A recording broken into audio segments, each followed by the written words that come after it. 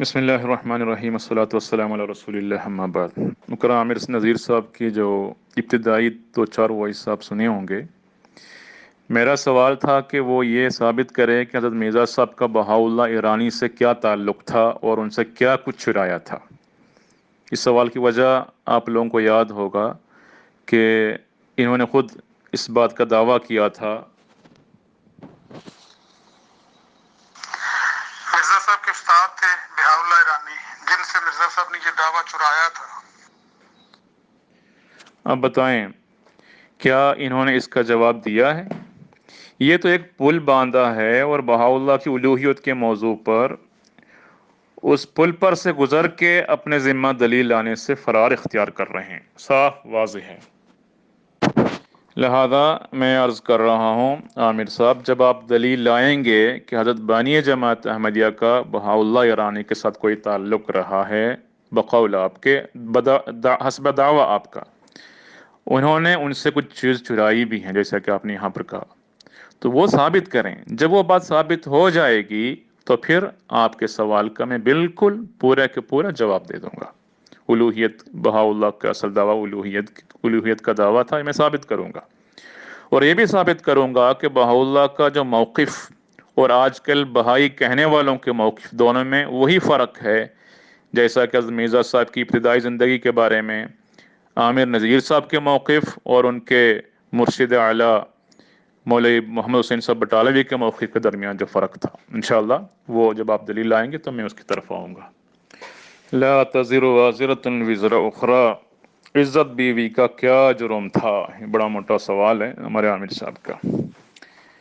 میں نے عرض کیا تھا حضرت اسماعیل علیہ السلام کی بیوی کا کیا جرم تھا؟ یہ کہا تھا کہ گھر میں کھانے پینے کی فراخی نہیں ہے۔ حضرت ابن عمر کی بیوی کا جرم کیا تھا کہ حضرت ابن عمر کے والد حضرت عمر بن خطاب رضی اللہ عنہ ان کی بیوی کو پسند نہیں کرتے تھے، اتنا ہی لکھا ہے حدیث میں۔ تو حدیث کے الفاظ کے مطابق یہاں اتنا ہی جواب کافی ہے کہ فضل احمد کے والد کو فضل احمد کی بیوی پسند نہیں تھی، تو شرعی طور پر اتنا کافی ہے حسب حدیث۔ عامر صاحب، آپ کو اتنا بھی نہیں معلوم قرآن و حدیث میں عورت کی عیوب بیان کرنے سے سخت ممانعت ہے، چاہے رشتے کے انفصال کے وقت ہو یا ویسے بھی ہو۔ حدیث کے الفاظ واضح ہے، رسول اللہ صلی اللہ علیہ وسلم نے فرمایا ان من اشر الناس عند اللہ منزلۃ یوم القیامت الرجل یفضی الی امرأته، اللہ تعالیٰ کے نزدیک قیامت کے دن سب سے زیادہ شریر ترین انسان وہ ہوگا جو اپنی بیوی کی یا عورت کی عیوب بیان کرے، وتفضی الیہ ثم ینشر سرہا، یا عورت مرد کی عیوب بیان کرے یا مرد پھر وہ اس عورت کے عیوب کو نشر کرے، شائع کرے۔ تو کسی مرد کے لیے جائز نہیں کہ عورت کی خصوصیات پر بات کریں اور عیوب کا نشاندہی کر کے اس کو شائع کریں، نشر کریں۔ ٹھیک ہے، یہ مسلم کتاب نکاح کی حدیث ہے۔ اب آگے بتاتا ہوں۔ اب اس حدیث کے ہوتے ہوئے ارشاد نبوی کی خلاف ورزی کرتے ہوئے عامر صاحب عورتوں کے اسرار پر اطلاع پانا چاہتے ہیں۔ افسوس، صد افسوس، آپ کو کیا ضرورت پڑی کہ اس عورت کی کیا کیا کمی دی، یہ میں بتا دوں آپ کو۔ اتنا ہی نہیں، قرآن مجید کی بھی تو تعلیم ہے۔ اللہ تعالیٰ فرماتا ہے سورۃ النساء کی آیت ہے لا يحب اللہ الجہر بالسوء من القول الا من ظلم، کہ اللہ تعالیٰ پسند نہیں کرتا کسی برائی کی بات کو جہرن بولتا جائے، اعلان کریں، ٹھیک ہے نا، الا من ظلم، ہاں اگر کوئی مظلوم رہا تو مظلوم کو اجازت ہے اپنی مظلومیت کی کہانی بتائیں۔ تو اگر واقعی آپ کی عزت بیوی صاحبہ مظلومہ تھی تو مظلومیت کا اظہار کر کے کیا عزت بیوی نے کوئی تحریر لکھی ہے وہ پیش کریں، ان کی اصل تحریر، نہ کہ کسی اور کی، کیونکہ اللہ تعالیٰ کے ارشاد کے مطابق ایک مظلوم شخص کو ہی صرف اجازت ہے کہ اپنے اوپر کیے ظلم کا اظہار عام کرے۔ بیٹے کا جنازہ کیوں نہیں پڑھا؟ میں نے کہا تھا کہ حضرت مرزا صاحب کے بیٹوں کا موازنہ محمد حسین صاحب بٹالوی کے بیٹوں کے ساتھ کرنا زمین و آسمان کا فرق ہے۔ حضرت مرزا صاحب کی پہلی بیوی سے ہوئے بچے اگرچہ کہ آپ کی زندگی میں آپ کو قبول نہیں کیا، مگر فرزند کبیر جو بڑا بیٹا مرزا سلطان احمد صاحب نے بعد میں بیعت کی، اور ان کی اولاد در اولاد آج بھی مخلصانہ خدام ہے جماعت کے۔ اور مرزا فضل احمد صاحب جو مرزا صاحب کی زندگی میں فوت ہو چکے تھے، اور ان کی وفات سن 1904 میں واقع ہوئی، اور بسبب عدم ایمان بالمسیح الموعود ان کا جنازہ نہیں پڑھا گیا۔ اس میں کون سی بڑی بات ہے؟ رسول کریم صلی اللہ علیہ وسلم کا ارشاد ہے کہ بایعوہ ولو حبوا علی الثلج انہ خلیفۃ اللہ المہدی، یہ رسول کریم صلی اللہ علیہ وسلم کا ارشاد تھا۔ تو کیا بیٹے ہونے کی وجہ سے کوئی انسان اپنے بیٹے کو رسول کریم صلی اللہ علیہ وسلم کے فرمان کی خلاف ورزی کرنے کی رعایت دیتا ہے؟ ہرگز نہیں۔ رسول کریم صلی اللہ علیہ وسلم نے اپنی بیٹی حضرت فاطمہ کو مخاطب کر کے فرمایا کہ اے فاطمہ عمل کرو، میں خدا کے سامنے تمہارا کوئی کام نہیں آتا، لا تزر وازرۃ وزر اخری، ٹھیک ہے نا؟ تو جو آیت آپ نے پڑھی اسی کے مطابق ان کا جنازہ نہیں پڑھا۔ تو فضل احمد مرحوم نے بیعت نہیں کی تھی، جنازہ نہیں پڑھا، اتنی سی بات ہے۔ مزید تفصیل چاہیے تو اور بھی باتیں ملتی ہیں۔ حضرت نوح علیہ السلام کے ایک بیٹے کا بھی ذکر ہے۔ کیا بیٹے کا قبول نہ کرنے سے حضرت نوح علیہ السلام پر کوئی الزام رہا ہے؟ مرزا فضل احمد صاحب 18 سال سے کم والا بچہ نہیں تھا اس وقت کہ والد صاحب ان کے ذمہ لیں۔ عامر صاحب یہ بات رہنے دیں کہ مرزا صاحب تو مامور تھے ہمارے ایمان کے مطابق اور اپنے دعوے کے مطابق۔ اگر آپ کے نزدیک جو مہدی نے آنا ہے اس کی آمد پر رسول کریم صلی اللہ علیہ وسلم کا یہ ارشاد بایعوہ ولو حبوا علی الثلج انہ خلیفۃ اللہ المہدی پر عمل درآمد تو ہوگا نا؟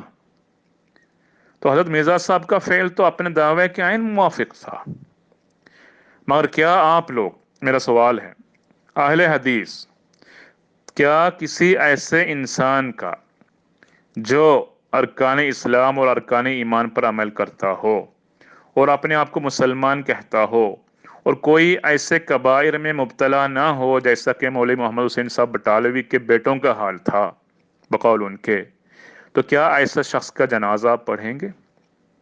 اس کا جواب دیں آپ۔ سامعین، عامر صاحب کی جی تحریر کردہ سوال، اس کو آپ غور سے سنیں دوبارہ۔ میرا سوال کیا تھا، ان کا جواب کیا ہے حجیت حدیث کے بارے میں۔ انہوں نے صاف لکھا تھا کہ جو حدیث شمس صاحب بیان کر رہے ہیں، یعنی ہر اس شخص کو سلام کہنا جسے تم جانتے ہو یا نہ جانتے ہو، سلام کہا کرو، حدیث ہے رسول کریم صلی اللہ علیہ وسلم کا۔ جب میں نے یہ حدیث بیان کی تو کہہ رہے شمس صاحب بیان کر رہے ہیں جو حدیث وہ مرزا صاحب کی وحی کے خلاف ہے، مرزا صاحب ایسی وحی کو ردی کی ٹوکری میں ڈالنے کا حکم دے گئے تھے، لیکن یہ مرزا صاحب کو مانتے ہیں، مرزا صاحب کی نہیں مانتے۔ اس بات کا ثبوت لائیں عامر صاحب، اس بات کا ثبوت لائیں پہلے، پھر یاد کرا رہا ہوں میں آپ کو، اور ایڈمن صاحب بھی غور کریں، اس کا ثبوت دلوائیں ان سے۔ تو الاول فالاول کے تحت سب سے پہلے آپ اپنی تحریر کردہ بیان کا ثبوت لائیں، اس کے بعد آپ کے تحریر کردہ سوال کا پورا پورا جواب دیا جائے گا، یہ میں آپ کو یقین دلاتا ہوں، کیونکہ آپ نے ایک بے بنیاد بات کہی ہے میرے نزدیک، اس کا ثبوت دے دیں، ورنہ سوالات تو بہت بنائے جا سکتے ہیں، سامعین جواب کا انتظار کر رہے ہیں، نہ کہ سوال پر سوال۔ الحمدللہ وحدہ والصلاة والسلام علی من لا نبی بعدہ۔ اخوان، آپ نے شمس صاحب کی آڈیوز سماعت کر لی ہوں گی۔ وہ جو پہلی دو آڈیوز میں بہاء اللہ ایرانی کے متعلق بات کر رہے تھے اور میری کسی وائس کلپ کے دو جملے انہوں نے سنائے تو میں خود کنفیوز ہو گیا کہ شاید میں نے کوئی ایسی بات کہہ دی ہے جس میں الفاظ تھے استاد، ٹیچر جس کو بولتے ہیں، کہ مرزا صاحب کے استاد تھے بہاء اللہ ایرانی، ان سے مرزا صاحب نے یہ دعویٰ چرایا تھا۔ لگتا ہے یا تو شمس صاحب کو بھی غلط سمجھ آئی، جس طرح میں نے اپنی آڈیو سنی تو مجھے کنفیوژن سی ہو گئی کہ یہ لفظ ساتھ کا تو نہیں میں نے بولا، ساتھ نہیں تھے مرزا صاحب کے، استاد میں نے بولا ہے، ٹیچر تھے۔ کس سینس میں ٹیچر تھے؟ کیونکہ جو دعویٰ جات انہوں نے کیے، جس طریق سے کیے، جن لفظوں سے کیے، جس سٹائل سے کیے، مرزا صاحب نے سارا انداز ان کا چرایا ہے۔ انہوں نے کہا نا کہ میں سویا ہوا تھا، وحی کی پھونکوں سے مجھے جگایا گیا، مرزا صاحب نے کہا کہ 12 سال تک وہی بارش کی طرح مجھ پہ نازل ہوتی رہی. ایک ہی انداز ہے دونوں کا. تو میرا یہ کہنا ہے کہ سچے کے ساتھ ہی یہ معاملہ ہوا ہے، کسی جھوٹے کے ساتھ ہوا تو دکھائیں. آپ کہتے ہیں کسی جھوٹے کے ساتھ ہوا تو دکھائیں. مرزا صاحب کے استاد تھے بہاء اللہ ایرانی، جن سے مرزا صاحب نے یہ دعویٰ چرایا تھا. ان کے ساتھ اس سے بڑھ کر معاملہ پیش آیا ہے. جیل میں ڈالا گیا، ان کے ساتھیوں کو قتل کیا گیا. یہ تھا میرا موقف ان کے سوال کے جواب میں. اب یہ 2-3 دفعہ شاید کہہ چکے ہیں شمس صاحب کہ مرزا صاحب کا بہاء اللہ ایرانی سے تعلق ثابت کریں. تعلق کا تو میں نے کہیں دعویٰ نہیں کیا، نہ میں نے کہا کہ مرزا صاحب اس کے ساتھ رہے. میں نے تو کہا مرزا صاحب کے وہ استاد تھے. اس معاملے میں، دعووں کے معاملے میں وہ مرزا صاحب کے استاد تھے، مرزا صاحب ان کے شاگرد تھے، کیونکہ وہی اسلوب مرزا صاحب نے اپنایا جو بہاء اللہ ایرانی کا تھا. لا تزر وازرۃ وزر اخری، عزت بیوی کا کیا جرم تھا؟ یہ بڑا موٹا سوال ہے ہمارے عامر صاحب کا. میں نے عرض کیا تھا حضرت اسماعیل علیہ السلام کی بیوی کا کیا جرم تھا؟ یہ کہا تھا کہ گھر میں کھانے پینے کی فراخی نہیں ہے. یہ جرم بیان کیا اپنی زبان سے کہ اسماعیل علیہ السلام کی بیوی نے اپنی زبان سے کہا تھا کہ گھر میں کھانے پینے کی فراخی نہیں ہے، یعنی شکوہ اور شکایت کی تھی.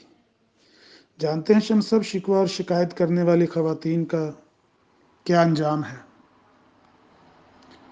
پیارے نبی صلی اللہ علیہ وسلم فرماتے ہیں کہ مجھے جنت دکھائی گئی. جنت میں نے جھانکا تو اس میں اکثر فقراء تھے. میں نے جہنم میں جھانکا تو اس میں اکثر عورتیں تھیں. صحیح بخاری کی حدیث ہے. جب پیارے نبی صلی اللہ علیہ وسلم سے پوچھا گیا کہ اس کی وجہ کیا ہے، عورتیں جہنم میں آپ کو کیوں نظر آئی ہیں، کیا کہا پیارے نبی صلی اللہ علیہ وسلم نے؟ فرمایا ان کے کفر کی وجہ سے. ان کو جہنم میں نے دیکھا ان کے کفر کی وجہ سے. صحابہ نے پوچھا یا رسول اللہ کیا یہ اللہ کا کفر کرتے ہیں، اللہ کا انکار کرتے ہیں؟ فرمایا شوہر کا اور احسان کا کفر کرتے ہیں. زندگی بھر تم کسی عورت کے ساتھ حسن سلوک کرو، لیکن اگر کبھی کوئی بات خلاف طبیعت خلاف مزاج آ جائے فوراً یہی کہیں گی میں نے تم سے کبھی بھلائی نہیں دیکھی، کبھی خیر کی خبر آئی نہیں تم. تو یہ ناشکری کرنا، شکوہ کرنا، احسان کا انکار کرنا، ایسی عورت یہ جہنم میں پیارے نبی صلی اللہ علیہ وسلم کو نظر آئی ہیں. تو ابراہیم علیہ السلام نے ایک جہنمی عورت کو گھر سے نکال دینے کا حکم دیا تھا. شمس صاحب عزت بی بی کا کیا قصور تھا؟ وہ جہنمی عورت تھی عزت بی بی، کوئی قصور تو اس کے متھے لگائیں، اس کا جرم کیا تھا؟ عزت بی بی کا قصور تو کیا بیان کریں گے، صحابہ پر انگلیاں اٹھائیں گے، انبیاء پر انگلیاں اٹھائیں گے. یہی قادیانیت کی تعلیم ہے. دیکھتے جائیں شمس صاحب کیا کر رہے ہیں. ابراہیم علیہ السلام کی بہو کو طلاق دلوانے کی وجہ آپ سب کے سامنے بیان کر دی گئی ہے، لیکن پھر بھی کہیں گے ایک جیسا ہی معاملہ ہے. مرزا صاحب نے بھی ایسے ہی کہا تھا عزت بی بی کو طلاق دے دو. لوگوں فیصلہ کرو، فیصلہ کرو کہ یہ لوگ آپ کو کس راہ پر لے کر چلنا چاہتے ہیں. ابراہیم علیہ السلام نے جو اپنی بہو کو طلاق دینے کا حکم دیا، کوئی ہے اس کا موازنہ اس بات سے جو مرزا صاحب نے عزت بی بی کو طلاق دینے کا حکم دیا؟ وہاں سے ہٹے ہیں تو کہتے ہیں سیدنا عبداللہ بن عمر کو کہا تھا ان کے والد نے. حضرت ابن عمر کی بیوی کا جرم کیا تھا کہ حضرت ابن عمر کے والد حضرت عمر بن خطاب رضی اللہ عنہ ان کی بیوی کو پسند نہیں کرتے تھے. اتنا ہی لکھا ہے حدیث میں. اتنا ہی لکھا ہے کہ وہ پسند نہیں کرتے تھے. اگر وہ صرف پسند نہ کرتے ہوتے اور یہی کہتے یہ مجھے پسند نہیں ہے تو اور بات تھی، لیکن ان کے کہنے پر ان کے بیٹے نے طلاق دی نہیں. وہ گئے نبی علیہ الصلوۃ والسلام کے پاس عمر الفاروق اور جا کے کہا یا رسول اللہ یہ ہے سبب، یہ ہے وجہ، یہ ہے بات، پوری بات بیان کی.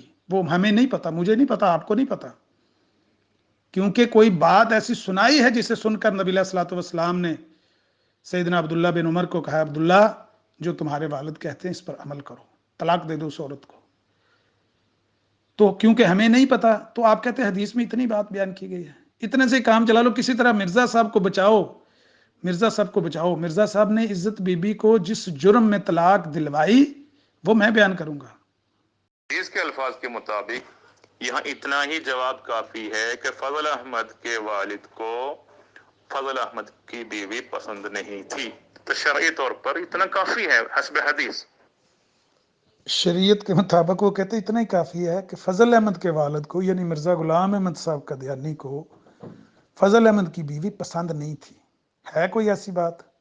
اس کا ہی ثبوت دے دیں جو آپ جھوٹ پر جھوٹ بولتے جا رہے ہیں۔ شمس صاحب کہتے ہیں ایک جھوٹ کو چھپانے کے لیے 100 جھوٹ بولنے پڑتے ہیں۔ مرزا صاحب کو فضل کی بیوی پسند نہیں تھی، اس کا ہی ثبوت دے دیں۔ کہاں انہوں نے کہا کہ وہ مجھے پسند نہیں ہے؟ اس کے کسی عیب کی وجہ سے، اس کے کسی نقص کی وجہ سے نہیں، صاف لکھا ہوا ہے کہ اگر عزت بی بی کے والدین علی شیر بیگ اور اس کی زوجہ وہ محمدی بیگم کا نکاح مرزا سلطان کے ساتھ ہونے سے نہیں روک سکتے، تو میرا بیٹا بھی آپ کی بیٹی کو یہاں ہمارے گھر میں نہیں رکھ سکتا۔ یہ ہے وجہ، صاف لکھا ہوا ہے۔ قصور یہ ہے اس بیچاری کا کہ علی شیر بیگ اپنے سالے کو مجبور نہیں کر رہا۔ عزت بی بی کا ماموں احمد بیگ ہے، وہ محمدی بیگم کا رشتہ نہیں دے رہا مرزا صاحب کو، صاف لکھا ہوا ہے۔ اگر یہ عزت بی بی ناپسند ہوتی مرزا صاحب کو، اس کے کسی عیب کسی جرم کی وجہ سے، تو کوئی عقل میں بات آتی تھی کہ بدسلوکی کرتی ہے، چولہا صحیح نہیں جلاتی ہے، گھر میں صفائی نہیں رکھتی ہے، معاملات اس کے صحیح نہیں، کچھ کہتے تو صحیح، اس کے ذمے کوئی جرم لگاتے تو صحیح۔ لا حول ولا قوت الا باللہ۔ اگر واقعی آپ کی عزت بیوی صاحبہ مظلومہ تھی تو مظلومیت کا اظہار کر کے کیا عزت بیوی نے کوئی تحریر لکھی ہے وہ پیش کریں۔ وہ میں پیش کرنا نہیں چاہتا تھا شمس صاحب، لیکن اگر آپ ضرور بضد ہیں اس بات پر کہ آپ مرزا صاحب کا اصلی چہرہ لوگوں کو دکھانا چاہتے ہیں، تو چلیں، ہوئے تم دوست جس کے دشمن اس کا آسماں کیوں ہو۔ اگر آپ نے مرزا صاحب کا یہ بھی چہرہ اس سے بھی نقاب اتروانے کا ارادہ کر لیا، تو سنیں عزت بی بی نے اپنی والدہ کو رکا لکھا تھا اور کہا تھا اس وقت میری بربادی اور تباہی کی طرف خیال کرو، مرزا صاحب کسی طرح مجھ سے فرق نہیں کرتے، اگر تم اپنے بھائی میرے ماموں کو سمجھاؤ تو سمجھا سکتی ہو، اگر نہیں تو پھر طلاق ہوگی اور 1000 طرح کی رسوائی ہوگی، اگر منظور نہیں تو خیر جلدی مجھے اس جگہ سے لے جاؤ، پھر میرا اس جگہ ٹھہرنا مناسب نہیں۔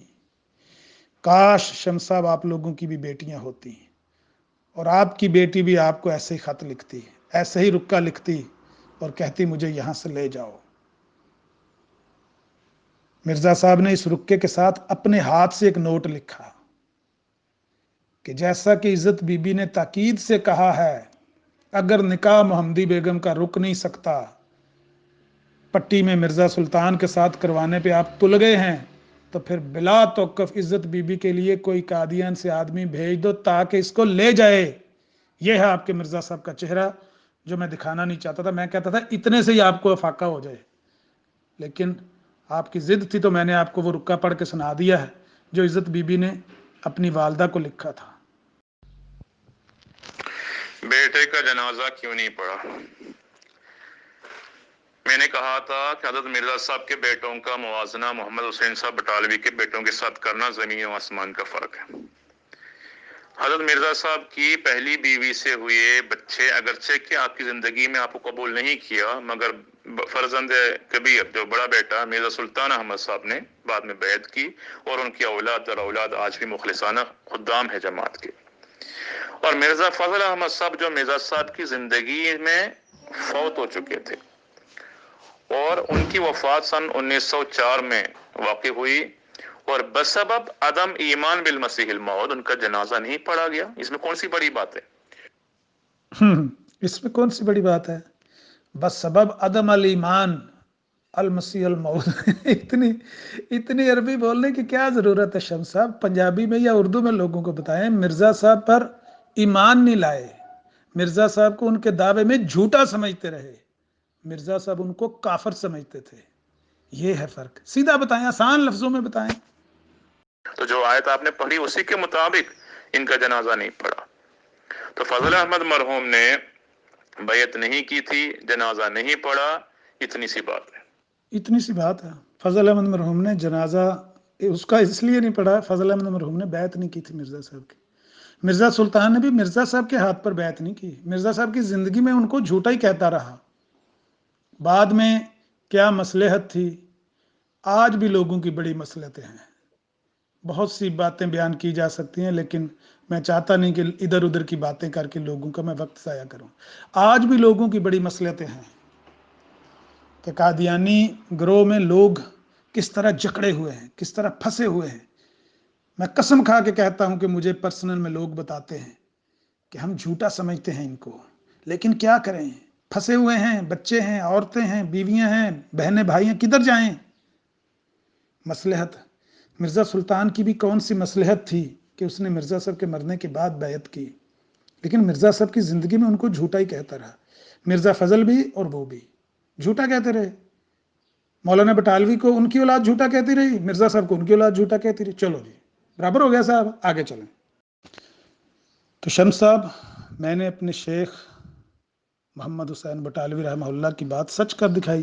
انہوں نے کہا تھا کہ میری اس تحریر کو دیکھ کر مرزائیوں تمہاری رال نہیں ٹپکنی چاہیے، کوئی شماتت نہ کرنا، اگر میری اولاد گستاخ ہے، نافرمان ہے، تو اپنے گرو کی اولاد اور اس کی زوجہ کا حال جا کے دیکھو، میری طرف انگلی نہ کرنا۔ لیکن مرزائی باز نہیں آتے ہیں، ان کو اور کوئی دلیل نہیں ملتی، یہی کہتے ہیں مولانا بٹالوی کی اولاد گستاخ۔ اچھا، پھر ایک ویڈیو پیش کی ہے شمس صاحب نے، شمس صاحب ہفتہ ہو گیا ہے ادھار اٹھائے کھا رہے ہیں ادھار اٹھائے پھر رہے ہیں، وہ بتا تو دیں مولانا بٹالوی کا وہ نواسا کیسے ہے۔ کل مجھے ایک بندے کا نمبر دیا گیا، یہ جی ان کے نواسے کا دماد ہے ملک محمود احمد، ان کو میں نے فون کیا، ریکارڈنگ میرے پاس ہے، کہیں کہ میں پیش کر دوں گا کس طرح وہ بندہ پلو جھاڑ رہا تھا۔ اور میں نے کہا یار ان کے کسی رشتہ دار کا نمبر دے دو، نہیں ان کے رشتہ دار ادھر ہیں، ٹوٹنگ میں ہیں، ادھر ہیں، سویڈن میں ہیں، لندن میں ہیں۔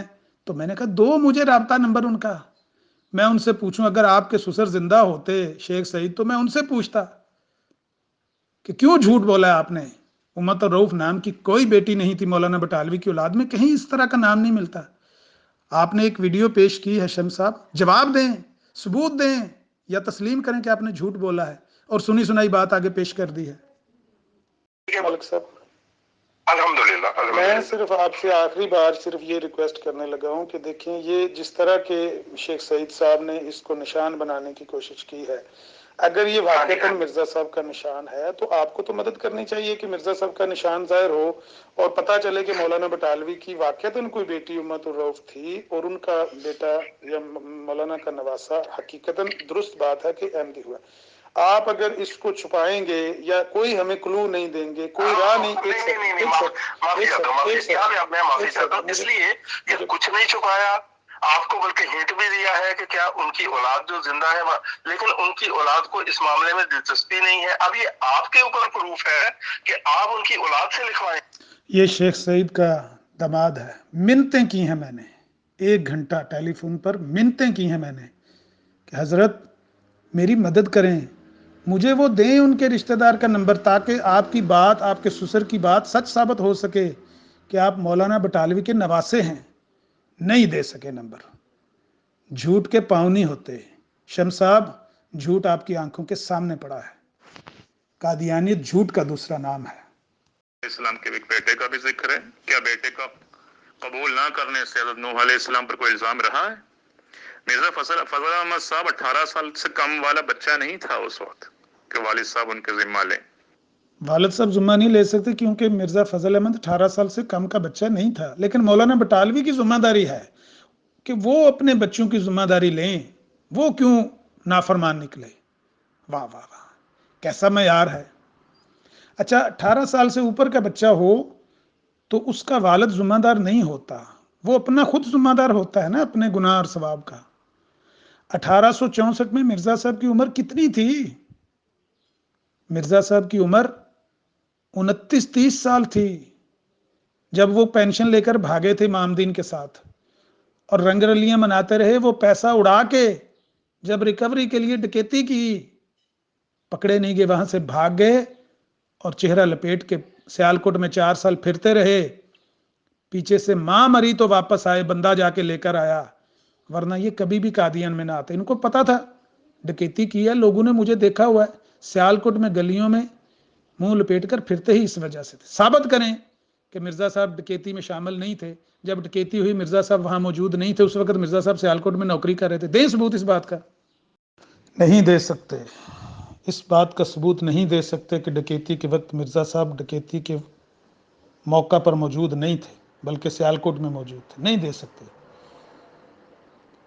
ہم نے پوچھا کہ مرزا صاحب نے براہین احمدیہ کے لیے لوگوں سے چندہ اکٹھا کیا تھا، خود تسلیم کیا ہے کہ میں اس مال کو، اس پیسے کو جو لوگوں نے مجھے کتاب چھپوانے کے لیے دے تھا، مرزا صاحب نے کہا تھا دین محمد صلی اللہ علیہ وسلم کی مدد کرو، اس کی مدد کرو، مجھے چندہ دو، میں ایسے دلائل اس کتاب میں لکھوں گا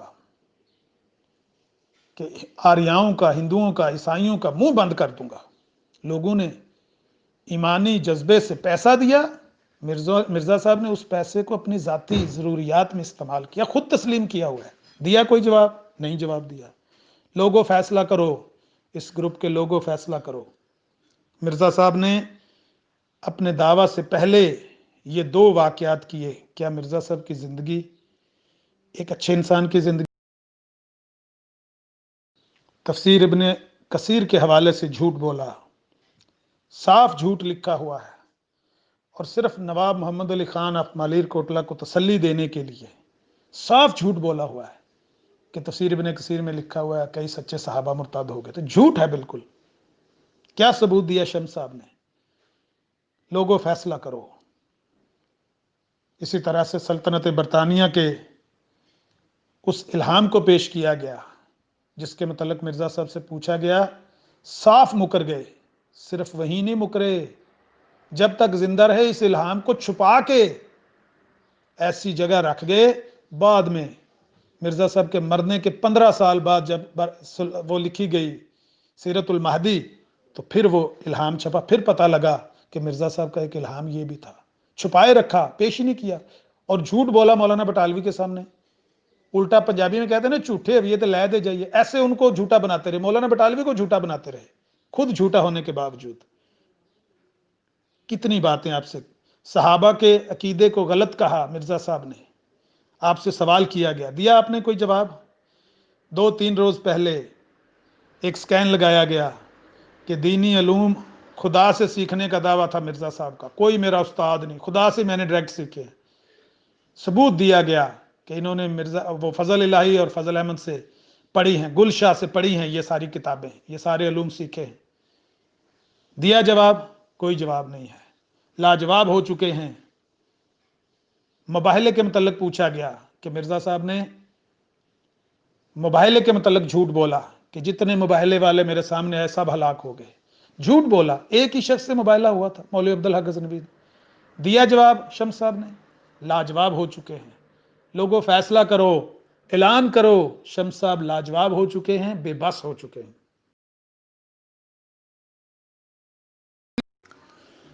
جی سامعین، یہ سورہ بقرہ کی آیت ہے 22 قال ابراہیم رب ارنی کیف تحیی الموتیٰ۔ ابراہیم علیہ السلام نے جب کہا یا اللہ مجھے دکھا تو مردوں میں سے زندوں کو کیسے نکالے گا۔ قال اولم تؤمن، اللہ تعالیٰ نے کہا کیا تو ایمان نہیں رکھتا؟ قال بلا ولکن لیطمئن قلبی، فرمایا کیوں نہیں، لیکن میں اطمینان قلب کے لیے دیکھنا چاہتا ہوں۔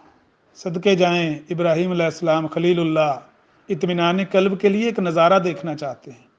اللہ تعالیٰ نے وہ نظارہ دکھانے کے لیے کہا 4 پرندے لے لو، ان کو اپنے ساتھ مانوس کر لو، پھر ان کو ان کے ٹکڑے پہاڑوں پر ڈال دو، اور جب بیچ میں کھڑے ہو کے بلاؤ گے وہ اڑتے چلے آئیں گے۔ اسے کہتے ہیں معجزہ۔ شمس صاحب آپ کے دھرم میں تو معجزہ نام کی کوئی چیز ہی نہیں، لیکن مسلمانوں کے دین اسلام میں اسے معجزہ کہتے ہیں۔ ابراہیم علیہ السلام بیچ میں کھڑے ہو کے بلائیں گے، وہ پرندے جن کو ٹکڑے ٹکڑے کر دیا گیا، بوٹیاں جن کی مکس کر دی گئی، اس کے بعد ان کے ٹکڑے پہاڑوں پر ڈال دیے گئے، وہ کیسے اکٹھے ہو کے اڑتے چلے آئیں گے۔ کیا یہی بات نہیں کہی تھی ابو جہل نے؟ ہڈیوں کا بھوسا لے کر آیا پیارے نبی صلی اللہ علیہ وسلم کے پاس، کہنے لگا یہ کہتے ہو کہ یہ ہڈیاں اٹھ جائیں گی، یہ دوبارہ زندہ ہو جائیں گی؟ کیا کہا تھا پیارے نبی صلی اللہ علیہ وسلم نے؟ آپ لوگوں کے مرزا صاحب نے اس آیت کا کیا معنی بیان کیا ہے؟ وہ مرزا صاحب جن کے متعلق آپ یہ منوانا چاہتے ہیں کہ قرآن کے وہی معنی صحیح ہوں گے جو مرزا صاحب بیان کریں، کیونکہ حکم اور عدل بن کے جو آئے ہیں۔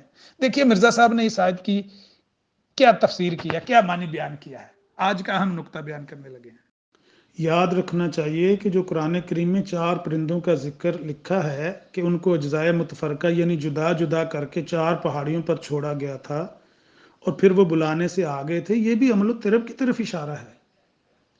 عمل الترب کیا ہے یہ میں آپ کو بعد میں بتاتا ہوں، لیکن پہلے مرزا صاحب کا یہ معنی سمجھ لیں کہ یہ عمل الترب کے ذریعے سے پرندے اڑتے چلے آئے تھے، اور مرزا صاحب نے یہ وہ معنی بیان کیا ہے جس کے متعلق مرزا صاحب کا دعویٰ ہے کہ قرآن کے جو معنی میں بیان کروں گا وہی صحیح ہوں گے۔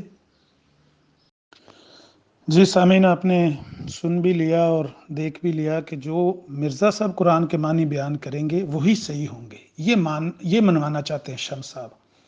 مسلمانوں کو مرزائی بنانے کا یہی مفہوم ہے، یہی بیک گراؤنڈ ہے کہ جو مرزا صاحب آپ کو بتائیں گے نا قرآن کا معنی وہ آپ نے کرنا ہے۔ وہ کہہ دیں گے اس آیت سے وفات مسیح ثابت ہے تو وفات مسیح ثابت کرنی ہے، وہ کہیں گے اس سے حیات مسیح ثابت ہے تو آیتیں پڑھ کے حیات مسیح ثابت کرنے لگ جانا ہے، وہ کہیں گے اس سے ختم نبوت ثابت ہوتی ہے تو ختم نبوت بولنا لگ جانا ہے، وہ کہیں گے اس سے اجرائے نبوت ثابت ہوتی ہے تو اجرائے نبوت ماننا شروع کر دینا ہے۔ مرزا صاحب جو معنی بھی بیان کریں گے وہ آپ نے ماننے صحیح ہیں۔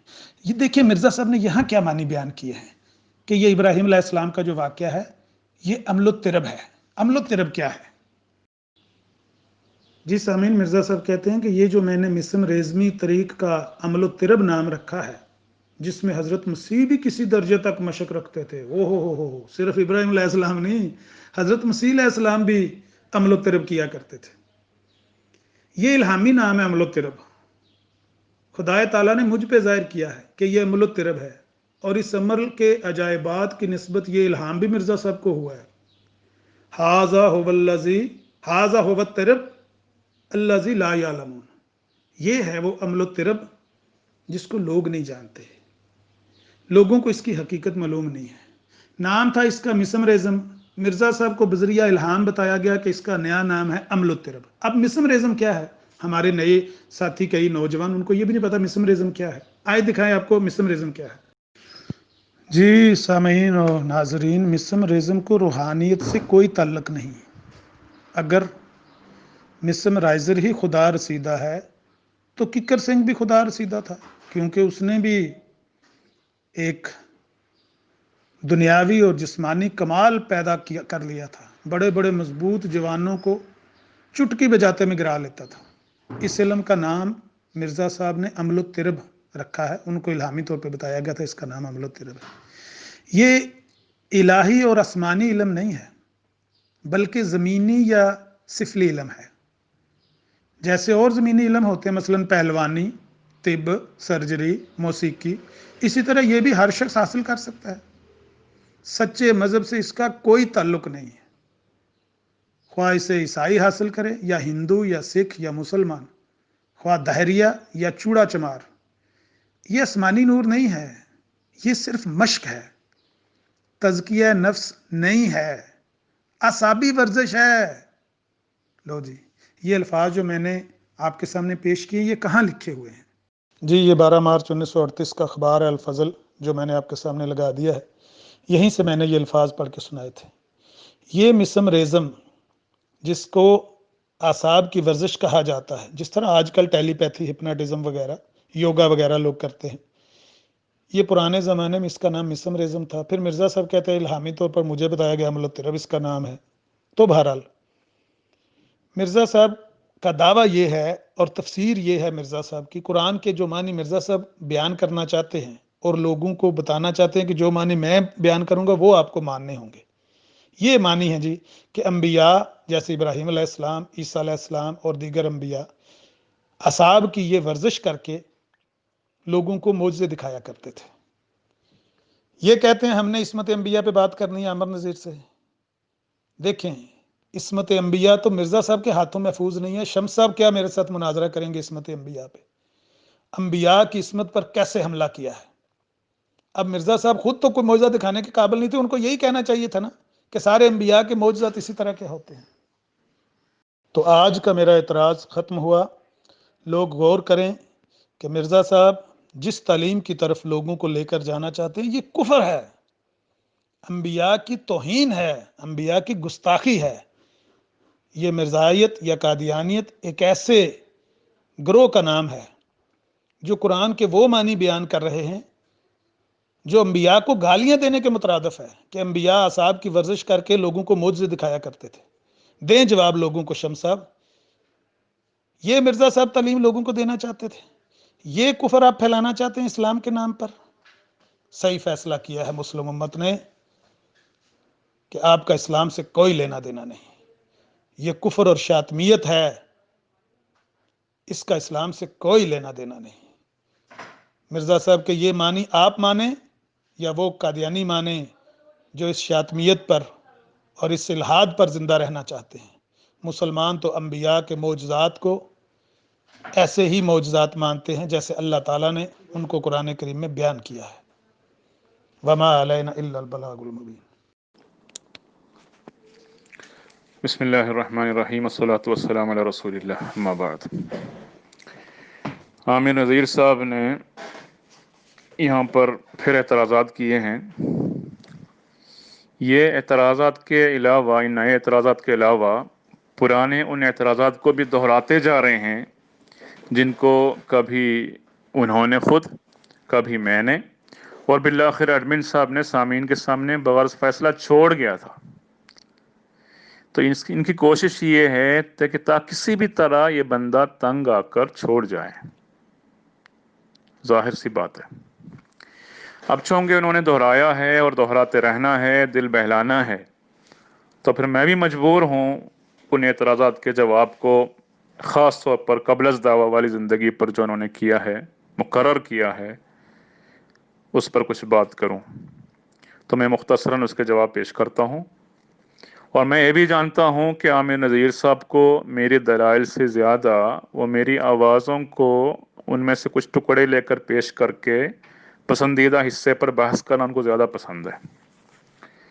لہٰذا مذکورہ بالا اعتراضات کے جواب میں مختصراً تحریراً بھی یہاں پر ساتھ ساتھ کچھ پوسٹ کرتا جاؤں گا۔ نہیں دے سکتے، اس بات کا ثبوت نہیں دے سکتے کہ ڈکیتی کے وقت مرزا صاحب ڈکیتی کے موقع پر موجود نہیں تھے بلکہ سیالکوٹ میں موجود تھے، نہیں دے سکتے۔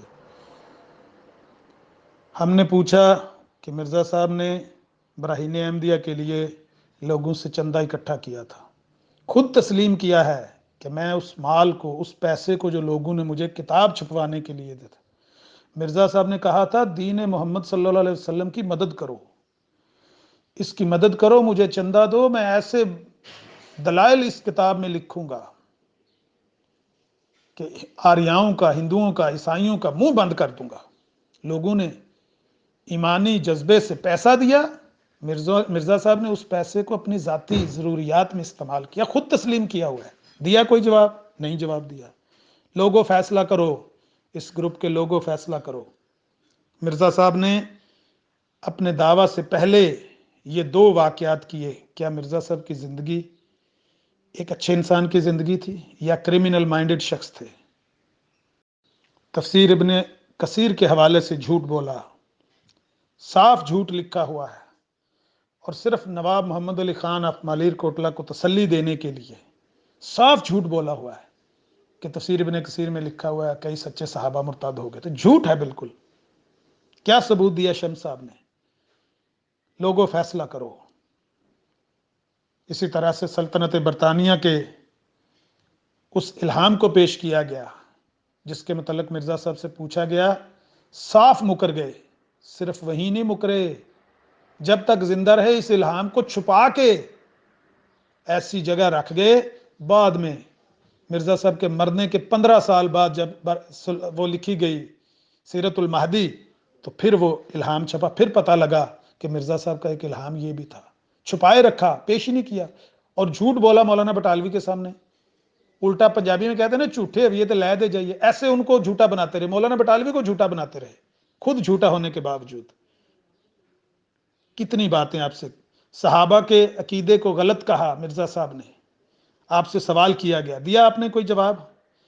2-3 روز پہلے ایک سکین لگایا گیا کہ دینی علوم خدا سے سیکھنے کا دعویٰ تھا مرزا صاحب کا، کوئی میرا استاد نہیں، خدا سے میں نے ڈائریکٹ سیکھے۔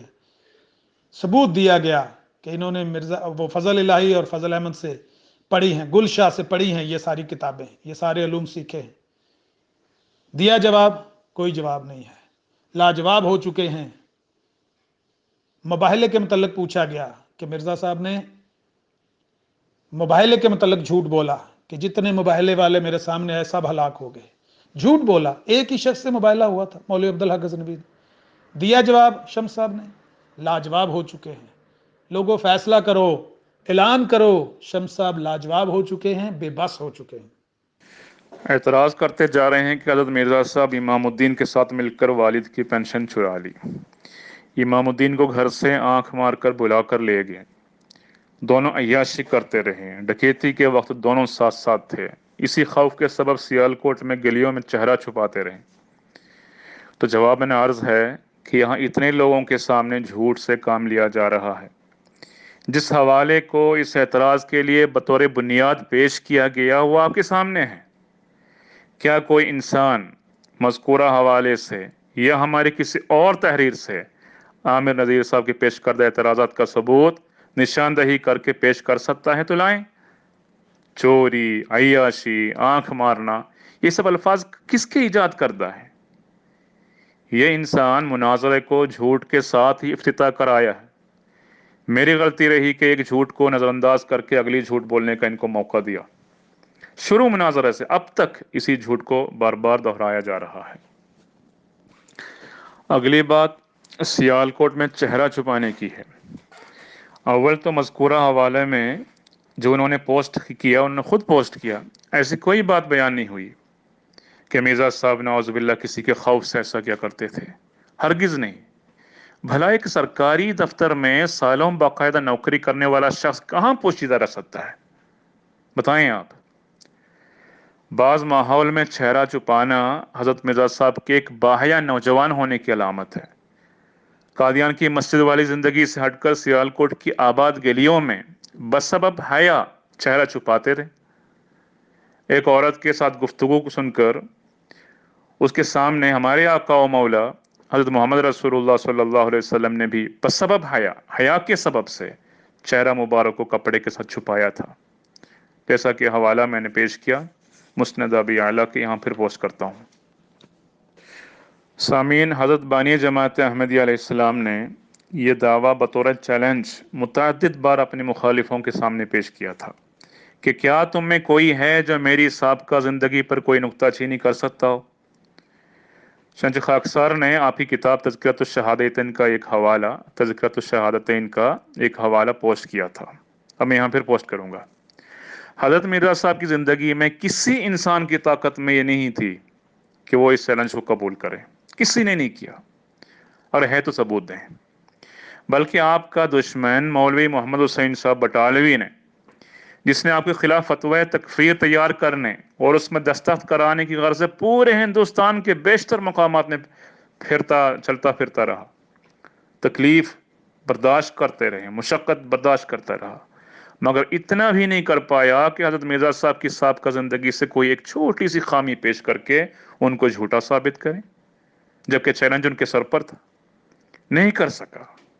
اور یہ ایک ایسا اہم نقطہ ہے، مولوی محمد حسین صاحب بٹالوی حضرت مرزا صاحب کے ساتھ شروع زمانے سے مسلسل رابطے میں رہے، اس کا وہ خود اعتراف کر کے لکھتے ہیں، دیکھیں اشاعت السنہ کا حوالہ۔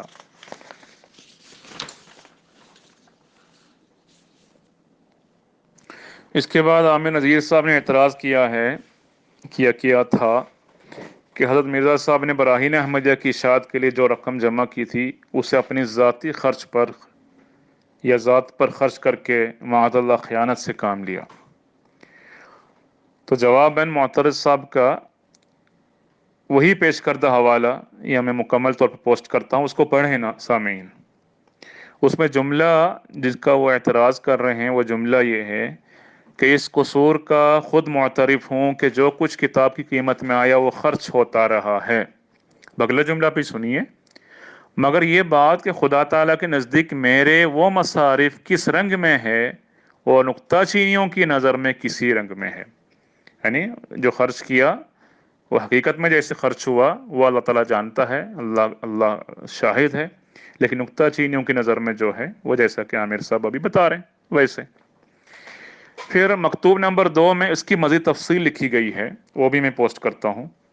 اب دیکھیں، یہ خط اس شخص کے نام ہے جو یہ اعتراف کرتا ہے کہ حضرت مرزا صاحب کی گویا اپنی کوئی بھی ذاتی ضرورت ہی نہیں ہے، کیونکہ آپ اسلام کے لیے مالی، جانی و قلمی و لسانی و حالی و قالی نصرت اس میں بے نظیر رنگ میں ثابت قدم رکھتے تھے، ان تمام یعنی اس طرح اسلام کی خدمت میں۔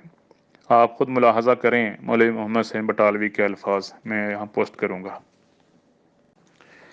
اس کے بعد جتنے بھی اعتراضات کیے ہیں انہوں نے وہ دعوے کے بعد کی زندگی کی تھی۔ یہ مسلم اصول ہے کہ دعویٰ کے بعد اکثر لوگ دشمنی پر اتر آتے ہیں۔ کذاب کہہ کر پکارنے والوں کی کوشش ایسی ہی ہوتی ہے جیسا کہ اب آپ کے سامنے عامر نذیر صاحب کی مثال ہے۔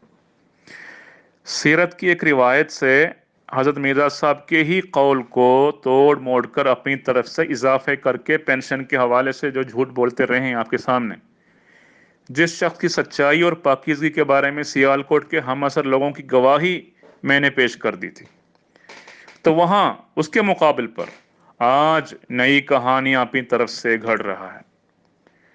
غرض ایک سچے کو جھوٹا ثابت کرنے کی ناکام کوشش میں یہ لوگ رہا کرتے ہیں، لگے رہتے ہیں، تو پھر ایسے لوگوں کے اعتراض یا اعتراضات رہتی دنیا تک قائم رہیں گے۔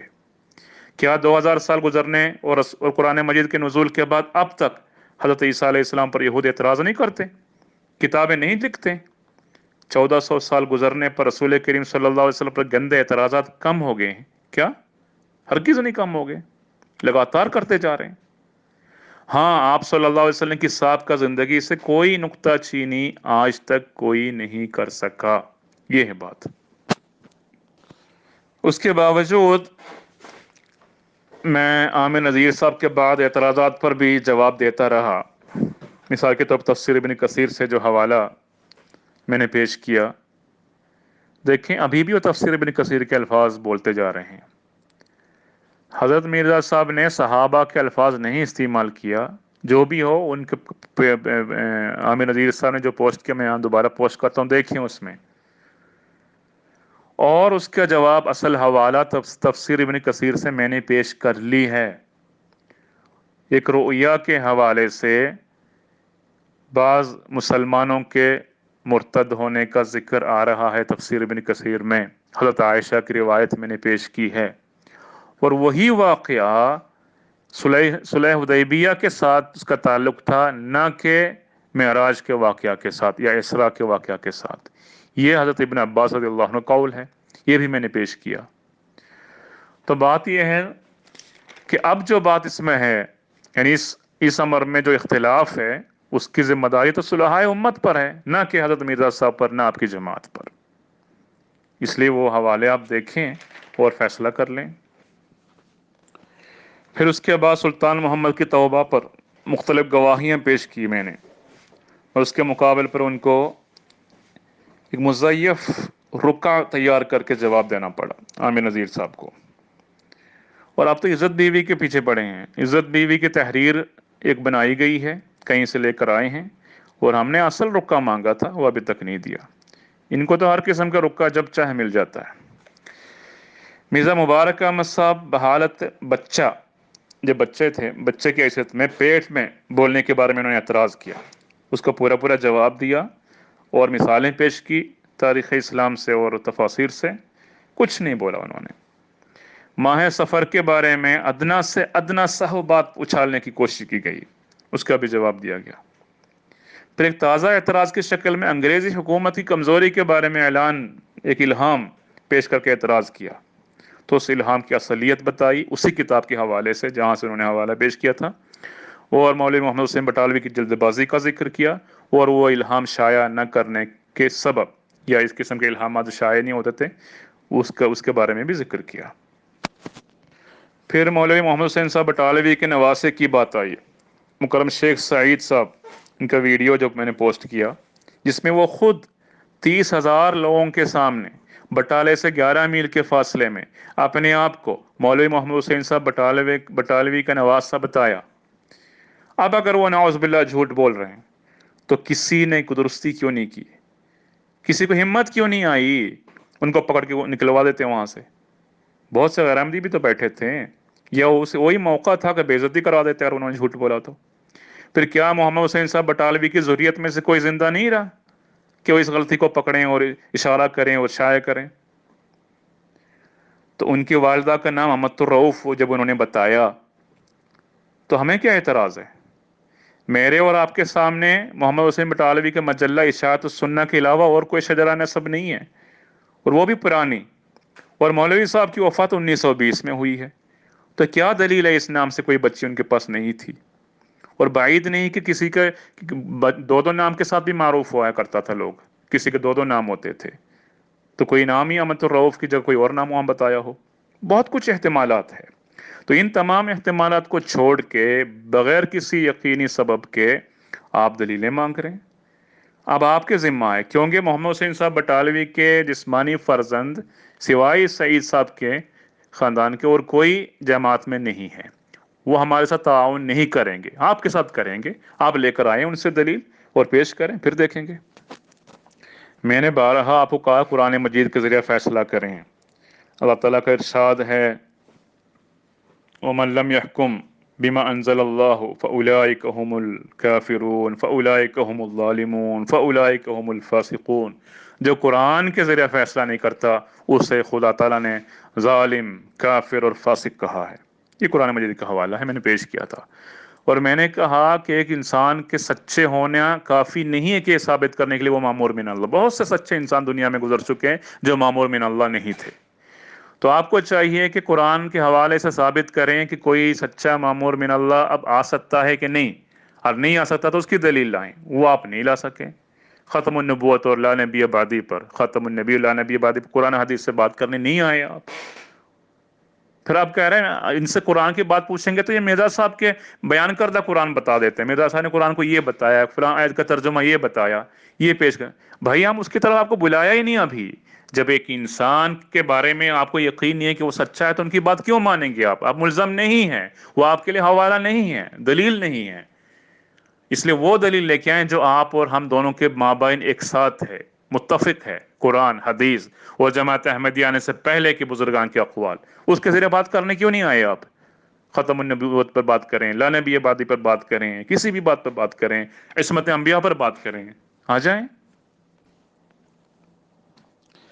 پھر اس کے بعد انہوں نے بعض ایسے اعتراضات پیش کیے ہیں جو مدلل نہ ہونے کی وجہ سے میں نے جواب نہیں دیا، کہ میں نے بارہا مطالبہ کیا سوال واضح ہونا چاہیے، حوالے کے ساتھ ہو۔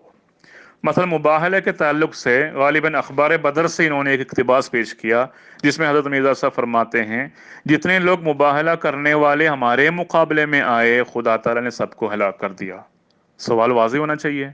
مباہلۃ الاکرام کے ساتھ بھی ہوا تھا، وہ ہلاک ہو گیا، ڈوئی کے ساتھ بھی ہوا، وہ ہلاک ہو گیا۔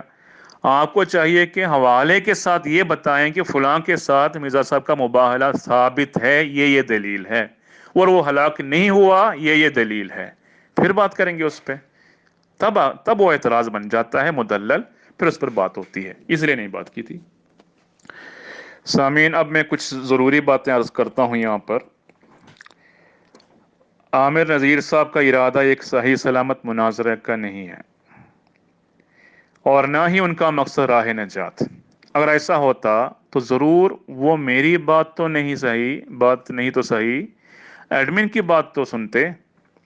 لگاتار اعتراض پیش کرتے جا رہے ہیں اور کرتے جائیں گے، وہ ان کا یہی کہنا ہے تا جھوٹی خوشی پر داد دینے والے لوگوں کے سامنے بار بار یہ ذکر ہو کہ دیکھو مد مقابل مناظر جواب نہیں دے رہا۔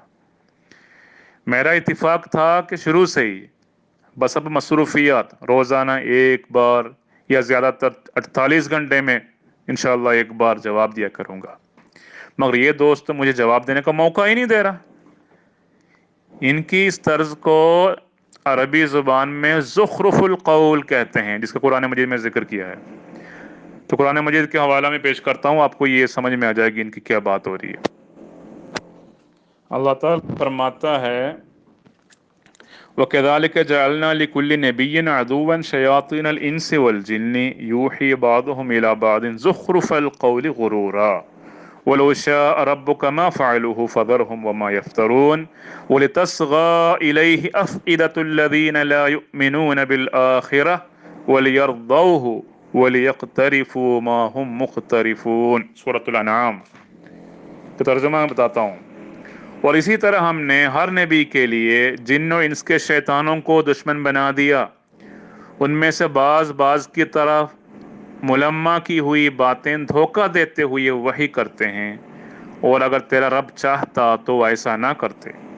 پس تو ان کو چھوڑ دے اور اسے بھی جو افترا کرتے ہیں، تاکہ ان کے دل جو آخرت پر ایمان نہیں لاتے اس دھوکے کی طرف مائل ہو جائیں، اور تا وہ اسے پسند کرنے لگیں، اور تا وہ برے اعمال کرتے رہیں جو وہ کرتے ہی رہتے ہیں۔